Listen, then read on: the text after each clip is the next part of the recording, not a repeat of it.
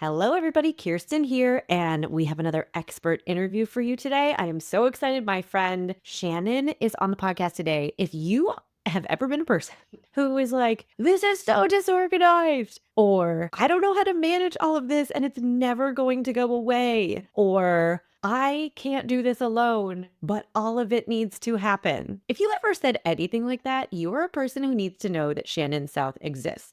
If you are one of my clients who said this, I have probably already told you, please go talk to Shannon South. You need to know she exists. She is CEO of a business that does virtual assistance and organizing, and she'll tell you all about it on the podcast. But she is also a dear friend and beautiful human who I am excited for you to all know now. I'm going to let you dive straight into the interview and have so much fun. Thanks for being here, Shannon South. I'm so excited to talk to you on the Decision Masters podcast. Thanks for being here. Yes, thanks so much for having me. I'm excited to discuss all of the decision things. Discuss all the like nerd out on decision thing. Exactly. I want you to tell everyone who you are because as soon as I found out what your job was, I was like, we need to be friends. and, and I send so many people to you. I Yes, you really do. think everybody in the audience needs to like perk your ears up because you're going to want to know Shannon exists. And if you don't need her, you know somebody who does. So tell us who you are and what you do. Well, thank you very much. I'm Shannon South. I'm from Michigan. I love traveling a lot, but home base is in Michigan, and I'm a virtual assistant and online business manager. We help a lot of solo entrepreneurs, small team entrepreneurs, small businesses with holistic, heart centered, and excellent support. So we do a lot more than like the typical VAs, but we also make it more human like, which is definitely helpful in all of this AI world. It makes our job a lot more fun too, because we actually get to interact with everybody and build a relationship with our clients. And that's one of the most fun parts of my day. It's never boring. There's always something new going on, which makes it really interesting. Yeah. But I think I was trying to remember how long ago it was that we actually met down in Florida. I think it was 2021, wasn't it? I always forget I've been to Florida. I don't know. I trust you. Yeah.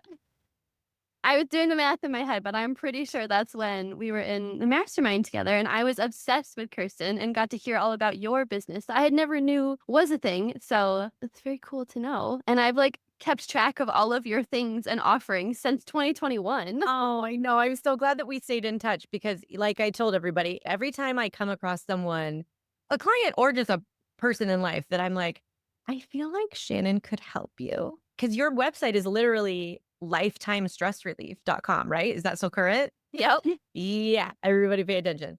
Yeah. So Shannon and I met when we were in a business mastermind together.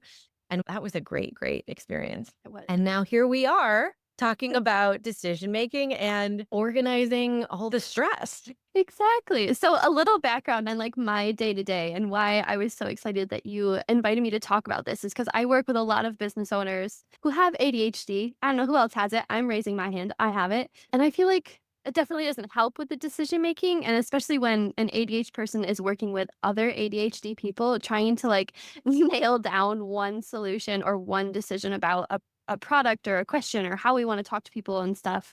It can be a little bit even more difficult. And so having a couple of the things like I'll tell about my decision-making checklist, which has evolved probably since 2021, and just like ways of communicating with people that makes decisions not always easier, but at least smoother to work through, that has helped me and my clients a lot.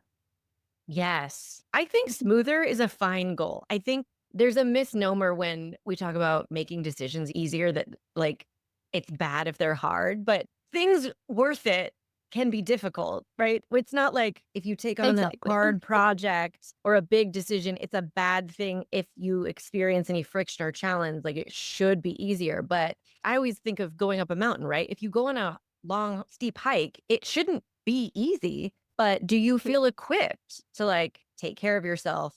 And do you have the right water? Do you have the right shoes? Do you know how to look out for snakes on the ground? Did you put sunscreen on? Do you have more? Like, do you feel equipped to handle the challenge you're taking on? And Exactly. y'all know how I feel about a checklist. So, can you just tell us, because I'm super curious and I don't actually know if we have this conversation, but how did you end up being like, this is what I want to do with my time? Oh, this is so funny. So it actually was not planned at all. So I have a background in chemistry. Like I used to be a certifying scientist. We did drug testing. I was on computers doing like actual experiments and stuff every day. And I ended up getting a puppy. She's somewhere around here. And I had her for 2 weeks and ended up quitting my job because I could not leave her in her kennel to go to work every day. Yeah, So accurate. she's definitely my whole life.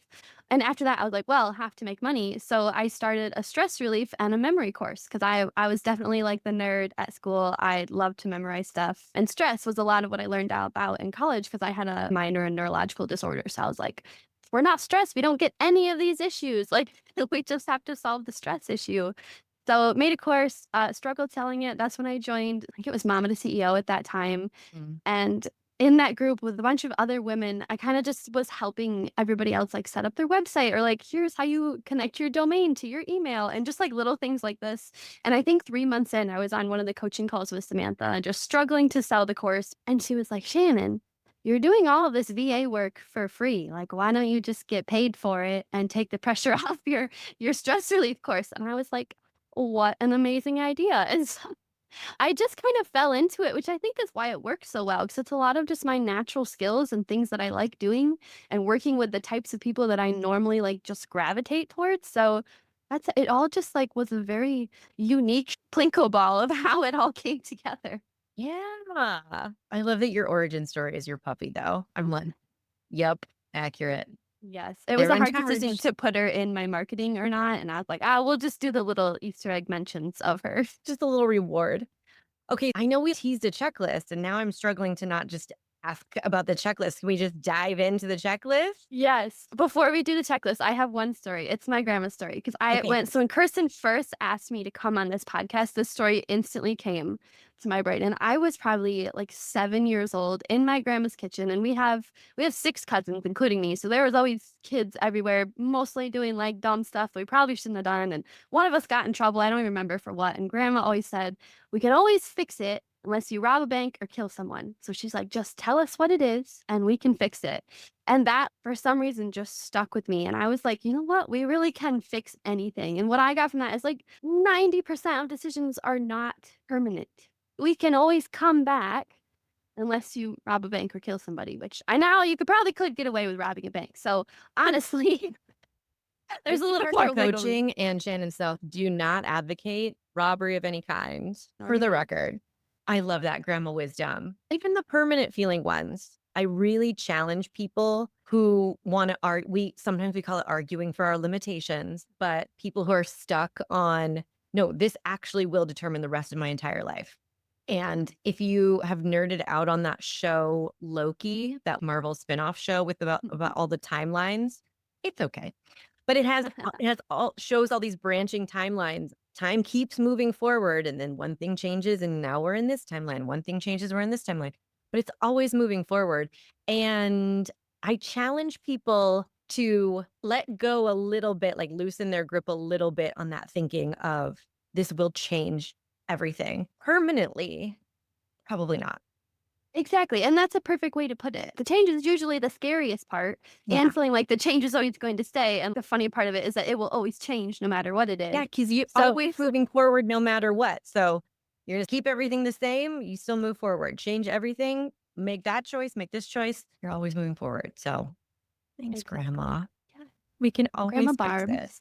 The scariness of making a decision and having it turn out wrong, quote unquote, is that you won't be able to get back to where you are. And that's always a nice little reframe of if now is so perfect, why do you want to change anything? Oh, that's a good one, and it made me think of another definition of FOMO. Tell us. Like you said, when you're making a decision and you feel like, "Oh, I'm gonna lose something that I have right now," it's almost like the opposite of FOMO, actually. Do you Mm. get what I'm saying? I feel like I'm Yeah. explaining it. Falls, fear of losing something. Yeah, that one. Yes. We just made that up. But you come from neuroscience, you know, it's a very real cognitive bias that we want to keep what we have, even if Mhm. we don't like it, it's actively hurting us. Like, we don't care. The It's the risk, comfort zone. the uncertainty of the unknown is so disproportionately scary to the idea of losing what we already have.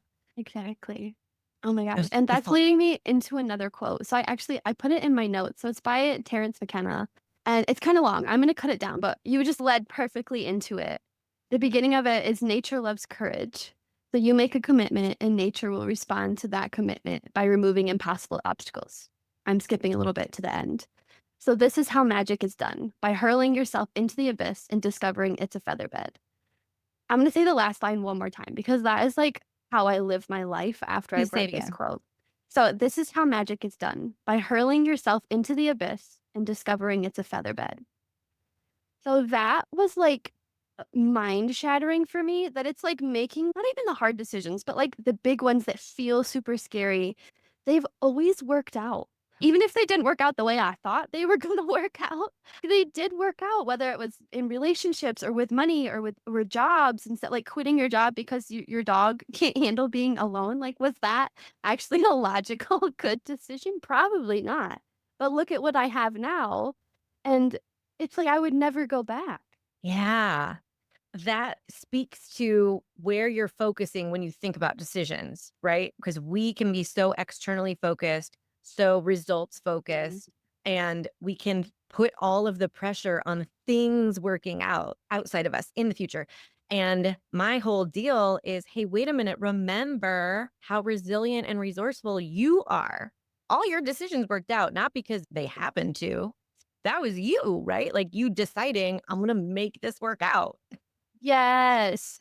You can turn the abyss into a feather bed, I think, but you can also turn it into, like, I don't know, a tunnel of razor blades if that's the experience that you create for yourself. That was a little dramatic, but hey, But whatever. I think it was spot on because it's really like you as a person are what makes the decisions either feel good or feel bad or feel easy or feel hard. So it's like all of these pieces that come to you and you're getting to decide the experience that you have of making the decision. Yeah. And that's not to say you should feel great the entire time and it's your fault if you feel bad. Like, stuff Mhm. happens and it feels crappy. But, The full human experience. I mean, that's what we freaking signed up for, right? Or worse, like, but if that's the deal, then if you can keep coming back to grandma wisdom, right? If you can keep coming back to, I am resilient and resourceful enough to figure anything out. I'll fix it. I'll figure it out. Then there's a little less, it's like 2% less pressure to get everything perfect in advance. And I know we always say, like, it would be so boring if we knew every decision would work out, and it becomes a little stale, but I really do think you could design your life so that there was no risk and everything was predictable and controllable. It would be a very, very small life. Yes. And I don't think anybody here is trying to live that life. So, I've never thought of that before, and I'm trying to picture what a life would look like that was just like it makes me think of I can't remember what movie it was, but where the dad had, like, some issue where he couldn't get stressed because it would hurt his brain or maybe he had an aneurysm or something, and so the whole family had to just pretend that everything was perfect so that the dad could live a stress-free life. It oh, was like you said, it was a very almost non-existent doing the exact same things every day, eating the same food. There was no joy or fulfillment or satisfaction in that life. yeah. Sometimes I talk about the window of tolerance for emotions, like, it has to expand in both directions. So, Mm. you can have a very narrow window of tolerance where you can tolerate a little bit of happiness, you can tolerate a little bit of discomfort, and, like, that's it. Or you can tolerate a wide range of emotions, and you can get the really, really, really good ones and the really, really crappy ones, but you don't really get to pick and choose. I only wanna feel the good ones. Yeah. It's We so haven't sad, figured it but out it's yet. so true. It's so true, and it really does it brings the contrast so you actually feel the happy ones when you've been in the uncomfortable feelings. Ugh. Mhm. Grandma wisdom. I'm gonna remember that. I'll put the link to the quote in the show notes. So anybody who needs to hear that again, because The feather bed and the grandma wisdom are my 2, I guess, like, overarching philosophies that I keep in mind when I go through my decision making, and I did write down I'm not gonna go through every question, but just for the people who do have the video, like, this is my very messy one is highlighted, that's am I in a contract questions on my decision making checklist, but there's a lot, and like I said, I've built this since 2021 as situations happen, and I'm like, "Oh, that could have went a little better, like, a new question goes on the list, so it's like, I'm gonna catch that next Mhm. time, like the contract one, because I do not like contracts. Or at And least I don't it's like being stuck in them.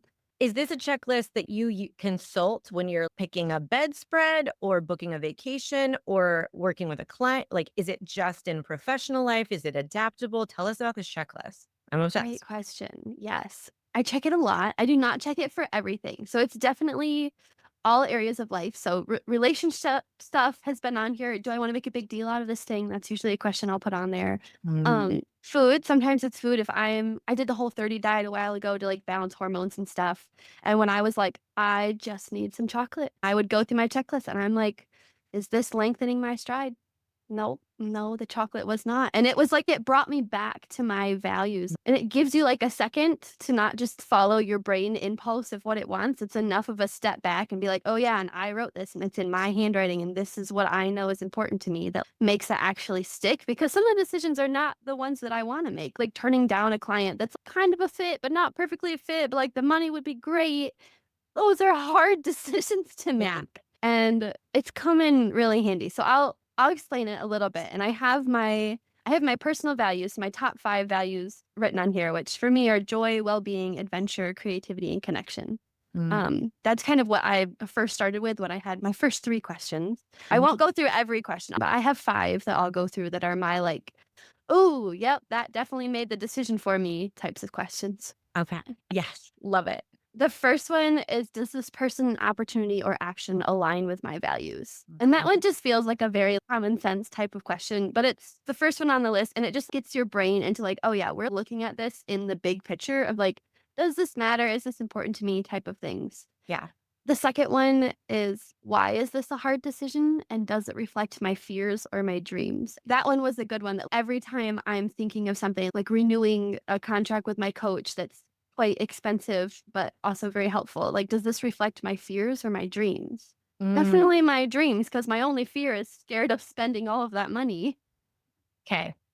Yeah. So I like that one. And then the why is it a hard decision kind of again points you to your values. If you're not fully set on your values, I feel like it just takes a lot of time to actually know what your values are and how to articulate them in a way that you're like, oh yeah, joy and being healthy and being able to move is very important to me. And I didn't know that until, I had issues where I couldn't move and it didn't feel good to move and stuff like that. So it's such a personal, put together process that you have to experience the things that you don't like. Again, the discomfort that we don't wanna feel is what leads to all of the happiness things. But the "why is this a hard decision?" really points out what parts of me are feeling in conflict with making this decision. Mhm. The next one I actually got from Katie, who works with me on my team. She said, "Is this temporary endorphins or lasting happiness?" And that for the food one has been a very good one of like, okay, do I need this piece of chocolate or That seems am I actually helpful. gonna feel better? Yeah. That But even other things like buying a car, deciding what type of car to get. I'm a pretty big car person, so my car's gotta look cool. And I'm like, is this temporary endorphins or is this actually going to make me happy to have, usually a car that goes fast but has a lot more issues? I love knowing that about you. Yeah. Alright, the last 2. What am I making this decision mean? And I feel like I just know that you talk with your Mm. clients all the time about this, but I was trying to think of an example for this one. Maybe you have a good one. But I feel like so many of our decisions are based on the identity that we have about ourselves and how that person is supposed to act. Like, "Oh, I'm a healthy person, so I have to not eat this chocolate because if I eat that chocolate, then I'm not considered a healthy person in my brain." This is very base level brain talk when they just pull out those little things that's like, oh, that does change the way I think about myself when I'm putting it in this context. But if I'm only making this decision mean like, do I want 20 grams of sugar right now or not? A lot easier to be like, oh yeah, it's a piece of chocolate. Totally. I mean, I'm gonna save my responses because you're almost at the end of your list, but it's Okay. such a habit for sure. All right. So the last one is, what is my reason for making this decision? And do I like it? Yes. This I know again you talk about this one all the time, but it is yes. Thank you for that. That list is so good. So this is one of the last ones that I have on my list because this was one that I was feeling a lot of times when I was making decisions, but again, didn't know how to articulate it until Yes. it finally clicked in where it's like, oh, I'm making this decision because I'm scared because I, again, don't know what's going to make the right decision. And I just want to get out of this feeling. So I'm making the decision so that I can not feel this pressure of having to make the decision again. And I'm like, is that really? Sometimes, yeah, that's helpful. But in this situation, probably not. So Yeah. making sure that I like the reason that I'm doing something.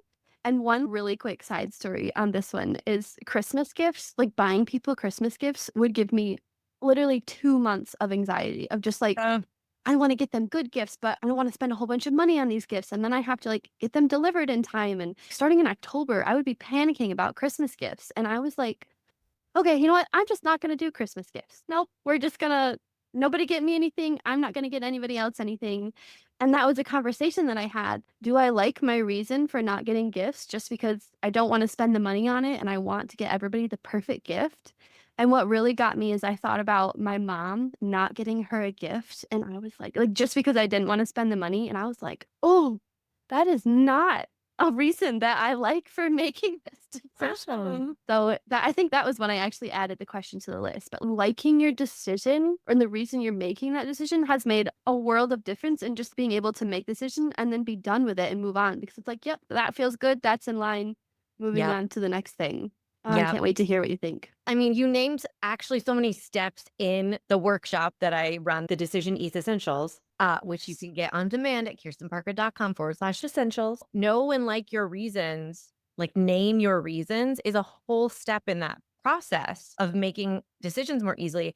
And it seems intuitive to, I think, professional thinkers like us, but it is That's a good not way to put it. intuitive. And I feel confident in saying that because I've worked with so many people with so many more degrees than I have. Even just the concept of knowing your reasons feels fuzzy to people when Mhm. it's first introduced, you most of the time. And then usually their brains might skip to like, my client was going to a work function, like a holiday party. She was like, well, you have to go. That was the end. That was the end of the thinking behind the reason. Paying taxes is another decision Mm, that we make, but we think like, well, I'm not choosing to do that. You just like have to do it. But these are really great examples of, well, you have a reason that you pay taxes because you don't want to. Like, I'm 99% sure you're not happy to like sit down, do all of your bookkeeping, send a bunch of money to the government, but you have reasons and you like your reasons enough to make the choice, even if you don't really like the choice. So I feel like exactly. that knowing you're already doing it over here with stuff you're not thinking about can help you exercise that same skill over here with I'm going to the work function, but like, why? And that will help Mhm. you figure out, okay, well, the reason I think I'm going is because I have to. All right. Do you like that reason? Because you're allowed to say, I don't think that's a good reason. And you can find a different one that you like better. Or you can decide, I don't have any reasons I like to do this. So I'm not going to do it. Exactly. Beautiful, but it is mentally clunky, and it's like working your obliques if you've never even knew that muscle existed. You're like, "Holy moly, this is hard." Exactly, and I think that's also why it's such a shock when you actually do answer that question and you're like, Mhm. "Oh, I actually do not like that reason that I'm, not buying Christmas presents or I'm Yeah, deciding not to move forward with coaching that has in the past every single time led to crazy increases in my business and lifestyle just because I'm scared to spend the money." Like, "Ooh, that's not the person I wanna be." yeah, Mhm. and speaking of that, that is such a good point you made about what are you making this decision mean? We do it in so many ways, but it's like decision linking and decision jumping and decision layering. Where are you making something mean something it doesn't or something it doesn't have to? A lot of the Mhm. times clients are struggling, do I take a job interview? Because they don't know if they want the job. And it's like, that's not actually the decision we're talking about. Are you making it mean if you say yes to this job interview, you're saying yes to the job? Because that's in your control. You don't have to make it mean that. And the same thing with the identity piece. Am I making it mean that I'm a bad daughter if I don't go visit my parents for this holiday? Mhm. You can make it mean that or you cannot, but let's not muddy it up by not realizing that's what you're thinking. So you end up making a decision that you really trust. Exactly, because there's so many ways to be a good daughter, and you don't always have to go to all of the holidays. Yeah, maybe not. Maybe that's not your definition. Yeah. I think the value one you started with is so key because it is not something most people bother to think about, certainly not write down.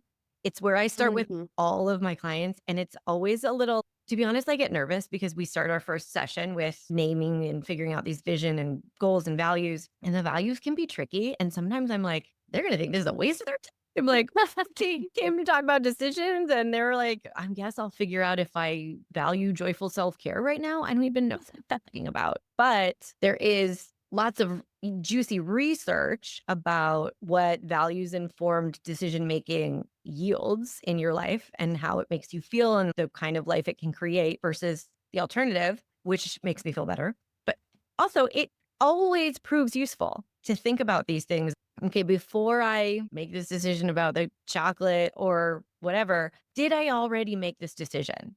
I feel like that's the Mm. usefulness of, does this align with my values or not? It's really another way of asking, did I already decide this by thinking about what matters to me or what's important? And that actually makes this decision easier. I don't know. What do you That think? is such a good point. Yes, and I think of values as kind of like the written down pieces of your character. So they always talk about character building and going through hard things builds your character. And like, yes, it does. And it's kind of like those harder situations or uncomfortable situations are what, at least for me, pointed out, oh, this is obviously a value for me because it makes me so mad when I don't have, well-being, or if I'm not happy, or if I don't have the freedom to leave whenever I want because I drove myself. It's like Yes, those little, yes, that's such a the good idea. little things that lead to having my little 5-word checklist just looks like this tiny little, probably inch by inch square, but that is like my character summed up into 5 words.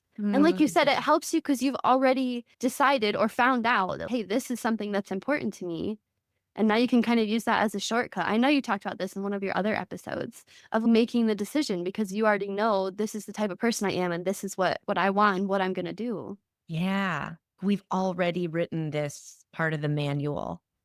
I think Mhm. anyone who has worked in an inefficient organization, I am not naming names, but we've all done it, and we've all reached that point where we're like, "This is insane how difficult this is," because this is not the first time you have done this at this company. I guarantee there could be a system for this.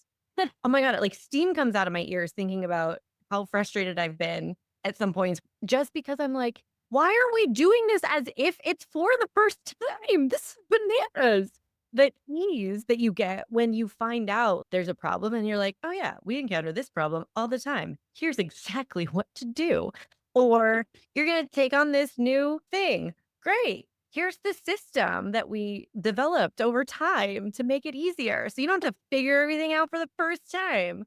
That's the gift you're giving yourself, I think, when you bother to think about what are the values I wanna feel aligned with right now in this season of my life? Exactly. And to have the external list, like this is out of my brain. I Yeah. have this list on. I see it. It's on my computer, so it's in a very obvious spot. I see it all the time. And it just takes it out of your head. Cause it's just like how they say journaling. What is the example? If you're thinking thoughts in your head, it's like you're holding your hands trying to catch water. But journaling is like if you have a bucket and you're catching all of the water, it just works so much better when it's Yes. out of your head to be able to be like I'm thinking your making process is externalizing it from your brain and you just run through the checklist and you're like, "Oh, I can do this without having to keep my brain on track the whole time if I'm just holding it all in my head." Yes. Oh my gosh, And especially then having the women. dedicated time with a coach to be like, "Okay, we're going to talk about decisions now. So everything that has been bothering me now is coming out during this call." Yeah. We Maintenance. have to That would be a stop. maintenance task for us. Yes, we have to stop putting that extra work on ourselves. The mental load, especially for women, we Mhm. need to stop making things harder than they need to be because life is already hard enough. We're already doing enough. So, yes, whatever we can do to make it easier. And I make my clients write it down somewhere you can see, not in an app that you have to, like, not in a notes app you have to open, like, Mhm. literally write it somewhere you can see because it will make it easier to see it and then use that as a guide. You don't have to keep everything all up in here. Just like your Frustrating. confetti. To have physical confetti to throw makes the celebration so much better. I can't sit at my desk for a day out throwing the confetti because then I'm like, wait a minute. Did we remember to celebrate anything today? Mhm. Yeah. Oh my God. Well, I'm going to summarize the checklist in the show notes, but can you run us back through the questions one more time just so everyone can go into their days? Just pick one question that you're going to use to make your life easier today because these are brilliant, brilliant, brilliant.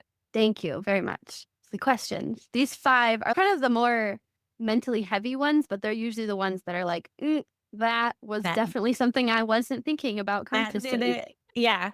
So the first one is, does this person, opportunity, or action align with my values? The next one is, why is this a hard decision? And does it reflect my fears or my dreams? Is this temporary endorphins or lasting happiness? And then the next one is, what am I making this decision mean? And the last one is, what is my reason for making this decision? And do I like that reason? And the more you use them, the more they just pop up. Yeah. Even when you're not looking at your list, I'll be out doing something and I'm like, oh, is that temporary endorphins to pull into Wendy's and get a Frosty? Yep, it definitely is. It's all habits, right? And that's one of the Mhm. main messages. This workshop is just on my brain right now, but one of the main messages I want to put out in the world there, and I do in the workshop, is it's not character flaws if we overthink or people please or procrastinate or Mhm. have perfectiony little tendencies.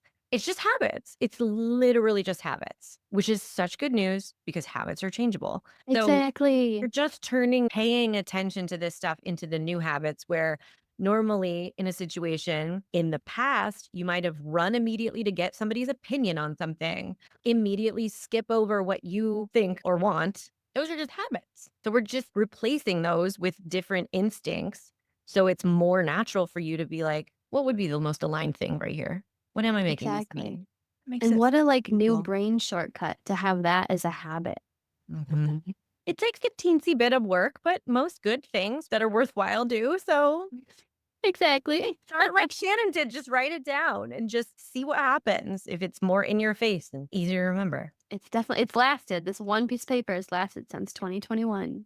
It's probably the only one, but it has lasted. Love it. I love it. Well, tell us how people can follow you, find you. All of Shannon's stuff will be in the show notes, but tell us so that we know. Yes, thank you. So I'm actually not on social media a whole bunch. That was one of the harder decisions I made. So Yeah. Chelsea on my team manages. So you can message me on there. I'm on Instagram at Shannon South, no stress.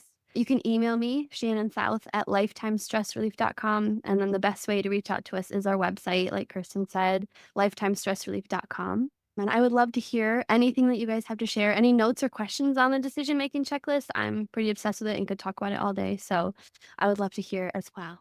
Yay. Lifetimestressrelief.com. It's just so, yes, please. Thank you so Thank much for coming and sharing and nerding out on decision making with me and sharing your wisdom and your 4 years running, tried and tested, proven checklist system. It's so good. Thank you so much. Well, thank you so much for having me. It's always fun to talk with you. I'll never turn down an opportunity to talk with you. One of the Oh, most like good. real and authentic conversations always with Kirsten. I can't Thanks. imagine your calls with your clients. They feel so special, I'm sure. Oh, thanks.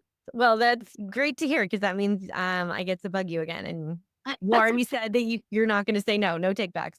Everybody go check Shannon out and take one of these questions into your week with you and feel better about a decision. Yeah. Have fun. All right. Bye. Ah.